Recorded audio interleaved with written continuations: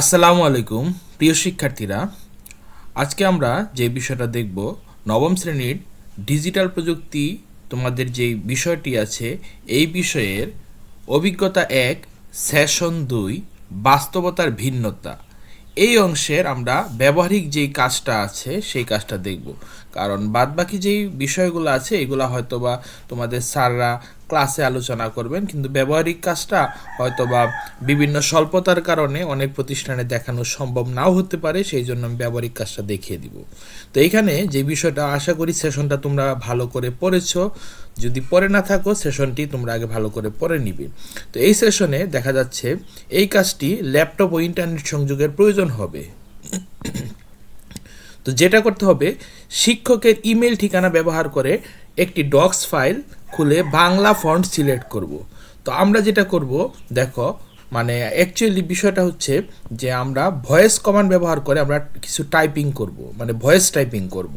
তো এটার জন্য আমরা প্রথমে কি করব, গুগল ড্রাইভ থেকে একটি ডক্স ফাইল খুলব। দেখো ১ নম্বর যে নির্দেশনা, যে গুগল ড্রাইভ থেকে একটা আমরা কি করব, ডক্স ফাইল খুলব। তো প্রথমে আমরা ইমেল ব্যবহার করে নেই, আমরা একটু যাই, একটা ব্রাউজারে যাই। আমরা ব্রাউজারে যাচ্ছি, গিয়ে এখানে লিখব gmail.com। gmail.com-এ গিয়ে আমরা যে কোনো একটা মেল লগ ইন করা থাকলে লগ ইনে ওইখানে যাব, আর লগ ইন করা না থাকলে আমরা মেল একটা লগ ইন করে নিব। তারপরে আমরা যাব গুগল ড্রাইভে। আমরা চলে গেলাম গুগল ড্রাইভে। গুগল ড্রাইভ থেকে আমরা যেই কাজটা করব, এখানে আমরা নির্দেশনায় দেখে নেই। পরের কাজটা হচ্ছে গুগল ড্রাইভ থেকে একটি ডক্স ফাইল খুলব। গুগল ড্রাইভ থেকে ডক্স ফাইল কীভাবে খুলে, দেখো এখানে যে প্লাস বাটনটা আছে নিউ লেখা, ওইখানে আমরা ক্লিক করব। ক্লিক করার পরে এখানে নিচে আমরা দেখতে পাচ্ছি গুগল ডক্স নামের একটা অপশন আছে, এখানে আমরা ক্লিক করব।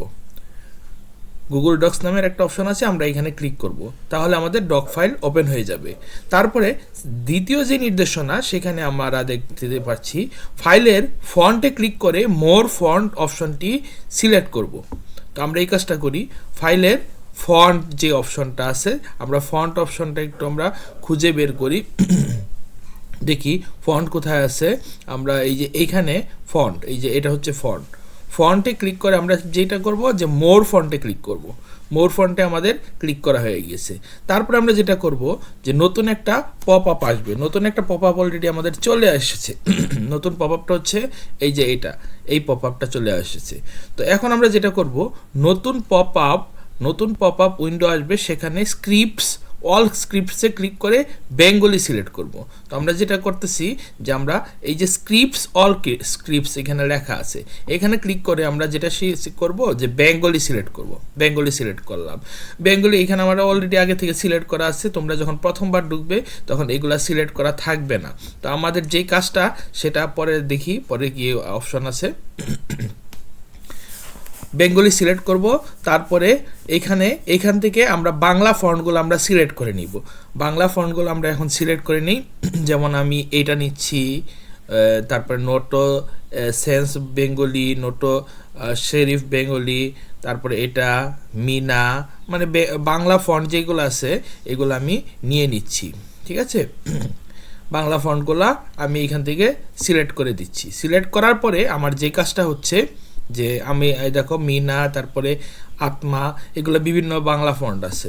তো তারপরে এখান থেকে আমি কি করব, যে ওকেতে সিলেক্ট করব। ওকেতে এই দেখো এখানে ৪ নম্বর যেই নির্দেশনা, ওকেতে ক্লিক করলে আরেকটি নতুন পপ আপ উইন্ডো আসবে, এবং এই সবগুলা ক্লিক করে সিলেক্ট করে নিব।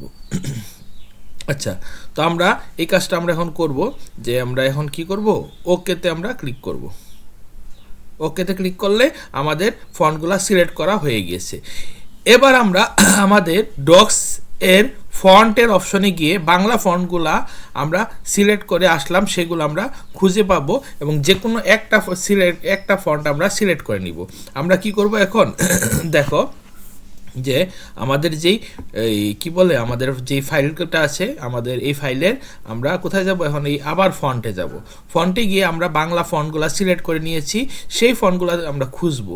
যেমন আমরা একটা ফন্ট সিলেক্ট করেছিলাম মিনা, তো আমরা মিনা ফন্টটাই সিলেক্ট করি, যেহেতু এটা মানে মনে রাখা সহজ। তো আমি মিনা ফন্টটাই আমরা সিলেক্ট করলাম। ঠিক আছে, তো ফন্ট সিলেক্ট করা হয়ে গিয়েছে আমার বাংলা ফন্ট মানে আগে আমি এখানে ফন্টে নিয়ে এসেছি, তারপরে আমার ফাইনালি বাংলা ফন্ট একটা আমি সিলেক্ট করে ফেলেছি।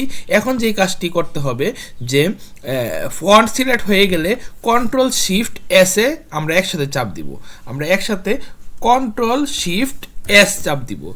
কন্ট্রোল শিফট এস চাপ দিলে আমাদের এরকম একটি ভয়েস বাটন চলে আসবে, ঠিক আছে। তো এটা ছাড়াও আরেকটা অপশন আছে, যেটা হচ্ছে যে আমরা এখান থেকে যে টুলস অপশনটা আছে, টুলস অপশনে গিয়ে আমরা ভয়েস টাইপিংয়ে সিলেক্ট করব, একই কথা। তো আমরা যেহেতু আমাদের বইয়ের নির্দেশনা আছে কন্ট্রোল শিফট এস, আমরা ওই কন্ট্রোল শিফট এস আমরা চাপ দিই, ঠিক আছে। তো এখানে চাপ দিয়ে এখানে একটা ক্লিক করে রাখবো, না হলে ভয়েস টাইপিং শুরু হয়ে যাবে।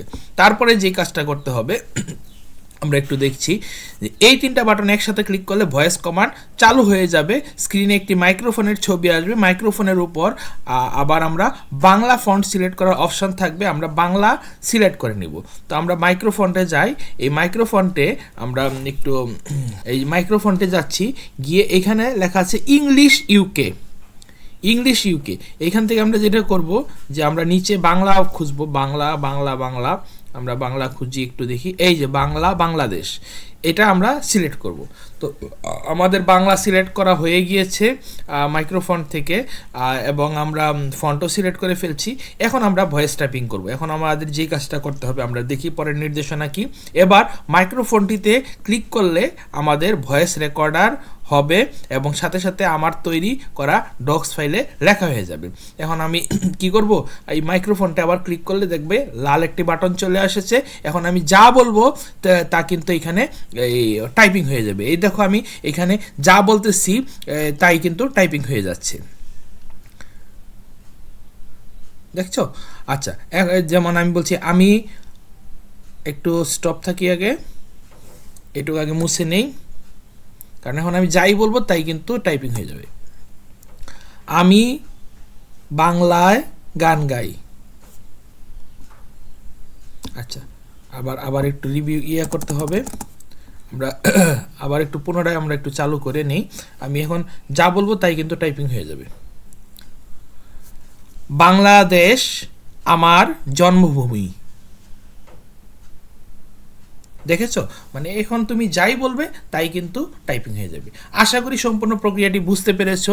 সো যারা মানে টাইপিং করতে পারো না তারা ইজিলি এই যেই ভয়েস টাইপিং অপশনটা ব্যবহার করে তুমি কি করতে পারবে, বাংলা টাইপিং করতে পারবে। তুমি যাই বলবে তাই টাইপ হয়ে যাবে। সো প্রযুক্তি আমাদের আসলে এখন অনেক দূর এগিয়ে নিয়ে গেছে। আগে আমরা যেটা টাইপিং করতে আমাদের কষ্ট হতো সেটা এখন আমরা ভয়েস কমান্ডের সাহায্যে আমরা ইজিলি করতে পারি। আশা করি বিষয়টি সম্পূর্ণ বুঝতে পেরেছো। তো যেহেতু প্র্যাকটিক্যাল বিষয় তাই দেখিয়ে দিলাম, তোমরা প্র্যাকটিস করবে, যাদের ল্যাপটপ আছে তারা প্র্যাকটিস করবে, বা কম্পিউটার আছে, নেট আছে, তারা প্র্যাকটিস করবে। আর যাদের নাই, সমস্যা নাই, তুমি তোমার প্রতিষ্ঠানে গিয়ে তোমার যেই ডিজিটাল প্রযুক্তির শিক্ষক আছেন ওনাকে বলবে, ওনার সহযোগিতায় ল্যাব ব্যবহার করে, ইন্টারনেট এবং কম্পিউটার ব্যবহার করে তোমরা এই বিষয়টা একটু প্র্যাকটিস করবে। প্র্যাকটিস করলে বিষয়টা ক্লিয়ার হবে। যতক্ষণ পর্যন্ত তুমি নিজে প্র্যাকটিস না করবে ততক্ষণ পর্যন্ত 100% তোমার ক্লিয়ার হবে না। তো সবাই ভালো থাকো, সুস্থ থাকো। নতুন আরেকটি ভিডিও নিয়ে আগামীতে চলে আসবো। সবাইকে অসংখ্য ধন্যবাদ।